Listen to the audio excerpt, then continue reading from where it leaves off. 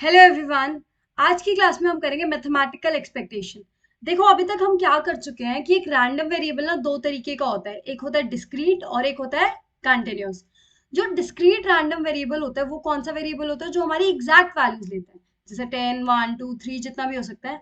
तो अगर एक डिस्क्रीट रैंडम वेरिएबल है, मान लो x, जिसकी वैल्यूज ये डिफरेंट बहुत सारी वैल्यूज हैं और उनकी प्रोबेबिलिटीज गिवन है आपको, तो अगर आपको उसकी एक्सपेक्टेशन निकालनी है तो कैसे निकालोगे? this into this plus this into this plus this into this। तो आप ऐसे निकाल लोगे, या मैं कह सकती हूँ इसको हम लिख सकते हैं summation x into F x, जिसमें यहाँ पे x की वैल्यू चेंज होती रहेगी, पहले 1 फिर 2 फिर 3, जितने भी आपको x गिवन होंगे उसके अकॉर्डिंग। अगर आपका कंटिन्यूअस रैंडम वेरिएबल है तो कैसे निकलेगा? देखो कंटिन्यूअस में क्या होता है, कंटिन्यूअस में कोई भी वैल्यू ले सकता है। फॉर एग्जांपल अगर मैं 50 टू 60 की बात कर रही हूँ हाइट की, तो 50 टू 60 के बीच में जितनी वैल्यूज आ रही है 50.1 फिर 2 3 5, तो ये सारी वैल्यूज ले सकता है। इसीलिए हम इसमें इंटीग्रेशन यूज करते हैं। यहाँ पे क्या आएगा? समेशन। देखो यहाँ पे x इंटू एफ एक्स तो दोनों में आएगा, यहाँ पे समेशन आएगा डिस्क्रीट में, और यहाँ पे क्या आएगा? इंटीग्रेशन। अब लेट्स से एक क्वेश्चन करके देखते हैं। उससे पहले मैं आपको बताना चाहती हूँ, देखो पॉपुलेशन का मीन क्या होता है? पॉपुलेशन का मीन होता है म्यू, ये हम सब ने पढ़ रखा है। जो पॉपुलेशन का मीन होता है वो हमारा किसके बराबर होता है? एक्सपेक्टेशन एक्स के। किसके बराबर होता है? एक्सपेक्टेशन एक्स के। अब देखो क्वेश्चन करते हैं। आपके पास एक फंक्शन गिवन है, ये फंक्शन गिवन है जिसमें एक्स की वैल्यूज क्या है? 1 2 3। देखो 1 2 3 एग्जैक्ट वैल्यूज है, इसका मतलब हमें क्या गिवन है? Discrete series. तो अगर मुझे इस क्वेश्चन में एक्सपेक्टेशन निकालनी है एक्स की, तो मैं कैसे निकालूंगी? एक्स इज इक्वल टू क्या होता है? Summation X into F X. तो यहाँ पे एक्स आपका क्या है? एक्स तो एज इट इज आएगा, summation as it is. F X कितना है? 1 एक्स इंटू एक्स प्लस 1। अब देखो ये न्यूमरेटर में डिनोमिनेटर में एक्स से एक्स कट गया, तो क्या बचा यहाँ पे? Summation x 1 x plus 1। ठीक है। और जो यहाँ पे x की वैल्यूज देखो कहाँ से कहाँ तक जा रही है? 1 2 3 से इनफाइनाइट तक जा रही है। कहाँ तक जा रही है? 1 2 3 से, मतलब आपका x 1 से लेकर कहाँ तक है? इनफाइनाइट तक। ठीक है। तो अगर आप इसको लिखोगे, अगर आप पहले x की वैल्यू 1 डालो, क्या आएगा? 1/2। फिर 2 डालो, 1/3 plus 1/4, and it will goes on, ऐसे ऐसे जाएगा। तो अगर आप इसको ऑब्जर्व करो तो ये क्या बन रहा है? ये 1/n raise to power p series बन रही है। 1/n raise to power p series, जो ये हमारी सीरीज होती है ये वाली। देखो 1/2p, 1/3p, 1/10p, और यहाँ पे p हमारा क्या है? देखो यहाँ पे 2 3 4 आ रहा है, n की वैल्यू चेंज हो रही है, और यहाँ पे आपका p क्या है? 1। क्या है p? 1। तो ये वाली सीरीज बन रही है हमारी 1/n raise to power p series. तो 1/2, 1/3, 1/4, it goes on till 1/n p। तो ये हमारी 1/n/p सीरीज बन रही है। तो इसमें आपको ये ध्यान रखना पड़ेगा, जब भी आपकी ये सीरीज बन रही है, अगर आपकी वैल्यू क्या है? ग्रेटर देन p, तो आपकी एक फाइनाइट वैल्यू आएगी। मतलब फाइनाइट वैल्यू, कोई भी एक वैल्यू आएगी, मतलब आपका जो डेटा है, जो भी आपकी सीरीज है, कन्वर्ज करेगी एक पर्टिकुलर एक फाइनाइट वैल्यू पे। बट अगर p हमारा क्या है? लेस देन और इक्वल टू 1, तो क्या होगा? इनफाइनाइट। आपकी कोई वैल्यू नहीं आएगी, ये सीरीज चलती रहेगी, आपकी वैल्यू कभी आएगी नहीं। तो यहाँ पे हम बोलेंगे कि expectation of x can't be find, can't determine. ये हम डिटरमाइन नहीं कर सकते। क्यों नहीं कर सकते? क्योंकि यहाँ पे ये वैल्यू कभी एक जगह पे रुकेगी ही नहीं, ये डाइवर्ज करेगी। क्या करेगी? डाइवर्ज। तो हम यहाँ पे लिखेंगे expectation of x in this case does not exist. तो आपके पेपर में ऐसा क्वेश्चन भी आ सकता है कि जिसमें कोई वैल्यू एग्जिस्ट ना करती हो, तो आपको ये सॉल्व करके पता करना पड़ेगा, और सबसे इंपॉर्टेंट आपको पी सीरीज पता होना चाहिए क्या होता है। नेक्स्ट क्वेश्चन एक और करते हैं। देखो यहाँ पे x की वैल्यू 0 से लेकर 1 तक है, मतलब यहाँ पे रेंज गिवन है। ये किसकी बात कर रहे हैं? हम कॉन्टिन्यूअस सीरीज की। तो अगर यहाँ पे आपको एक्सपेक्टेशन निकालना है x का, तो क्या करोगे? यहाँ पे इंटीग्रेशन लोगे, यहाँ पे 0 to 1 लोगे क्योंकि गिवन है। अगर नहीं गिवन होता तो आप क्या लिखते हैं? -∞ to ∞ x, सॉरी 2x, ये आप मैंने पहले फंक्शन लिख दिया, अब मैंने x लिख दिया। x इंटू एफ एक्स होता है, ठीक है, dx। अब यहाँ पे x इंटू एफ एक्स करोगे तो क्या आएगा? 2x स्क्वायर 2x², यहाँ पे 1 आएगा, सॉरी, यहाँ पे आपका dx आ गया, ये 1 है ऊपर। अब यहाँ पे इंटीग्रेशन देखो, ये तो बाहर आ जाएगा, तो यहाँ पे क्या बचा, 0 से 1 x² dx। अब x² का इंटीग्रेशन क्या होता है, बताओ क्या होता है, तो हमारा होता है x³ प्लस डिवाइड बाय 3। तो यहाँ पे आपकी वैल्यू लाई करेगी 0 से लेकर 1 तक। ये आपका कांस्टेंट टर्म बाहर ले आओ, तो आपका क्या आएगा, 1 का क्यूब माइनस 0 का क्यूब। तो क्या आंसर आ गया, आंसर विल बी 2/3। तो expectation of fx in this case will be 2/3। Next है आपकी प्रॉपर्टीज, जिसके बेसिस पे आप क्या क्या आता है क्वेश्चन।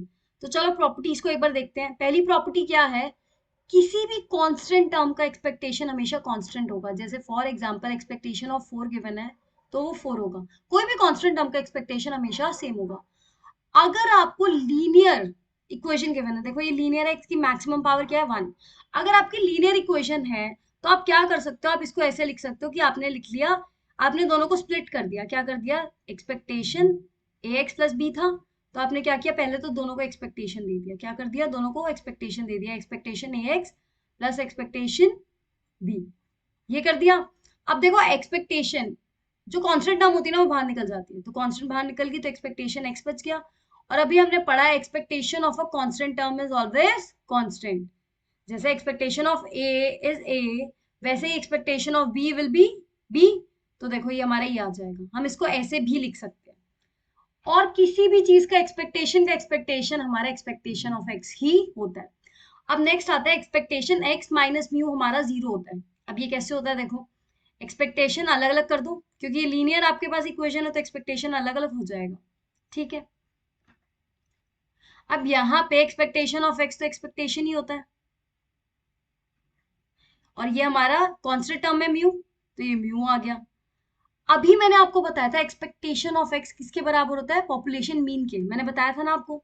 तो mu minus mu will be 0, तो इसीलिए expectation x minus mu is 0।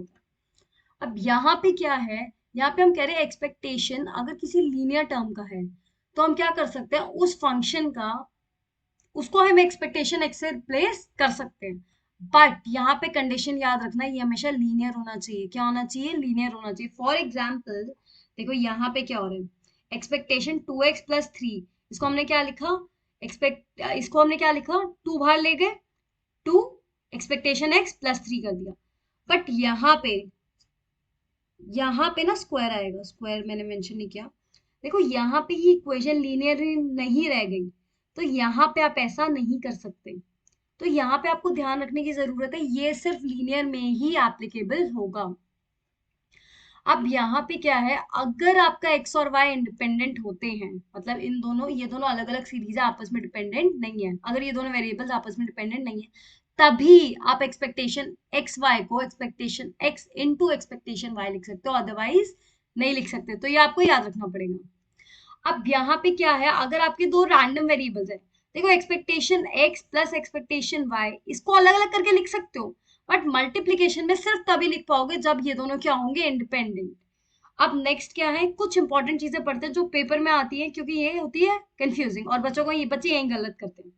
अब देखो यहाँ पे क्या है, यहाँ पे लिखा है expectation 1/x, expectation 1/x will never be equal to 1 upon expectation x। ये हमारा क्या आ गया, ये लीनियर नहीं है, तो हम इसको ऐसे नहीं कर सकते। हम फंक्शन के अंदर x की जगह एक्सपेक्टेशन x नहीं डाल सकते। ये लीनियर है तो ये हो जाएगा, ये लीनियर नहीं है तो ये ऐसे नहीं होगा। वैसे ही लॉग के साथ expectation of log x will not be equal to log expectation x। अब चलो क्वेश्चंस करके देखते हैं जो आपके पेपर में आए हुए हैं। तो पहला क्वेश्चन आपका क्या आया हुआ है, ये आपका क्वेश्चन है 149। अब यहाँ पे क्या गिवन है, देखो -1 -2 1 2, तो आपको ऑब्वियसली पता लग गया यहाँ पे कुछ गिवन नहीं है कि डिस्क्रीट वेरिएबल है या रैंडम है। तो आपको पता लग गया कि एग्जैक्ट वैल्यूज है तो डिस्क्रीट है। तो डिस्क्रीट है, आपको निकालना कि एक्सपेक्टेड वैल्यू ऑफ एक्स निकालना है, मतलब आपको क्या निकालना है, एक्सपेक्टेशन ऑफ एक्स। अगर आपको एक्सपेक्टेशन ऑफ एक्स निकालना है इन केस ऑफ डिस्क्रीट, तो आपको पता है it will be summation X into F x, जिसमें आपकी वैल्यूज ये आपकी डिफरेंट वैल्यूज है। अब यहाँ पे x क्या है, x ये रहा, एफ एक्स ये रहा, इनको मल्टीप्लाई करते जाओ।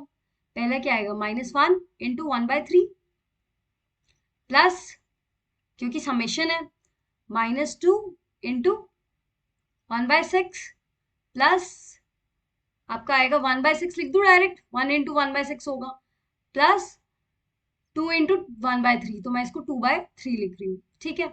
अब यहाँ पे क्या हो गया, ये -1/3 हो गया। नेक्स्ट भी हमारा क्या आ गया, -1/3 आ जाएगा, प्लस 1/6 प्लस 2/3। और देखो यहाँ पे +2/3 है, ये -1 -1, ये -2/3 हो गया, +2/3 हो गया, मतलब ये -2/3 हो गया, प्लस 1/6 प्लस 2/3। तो ये दोनों 2/3 2/3 कट गया, तो क्या आ गया आंसर आपका 1/6। ये आपका आंसर हो गया। नेक्स्ट क्वेश्चन करते हैं। अब यहाँ पे पूछा है the random variable x and y are set to be independent. Independent कब कहलाए जाएंगे, जब इन दोनों का multiplication expectation of X Y ये इसके बराबर होगा, तभी हम इनको इंडिपेंडेंट कह सकते हैं, अदरवाइज ये इंडिपेंडेंट नहीं होंगे। सो गाइज आज के लिए बस इतना ही। Till then keep learning, keep preparing, all the very best.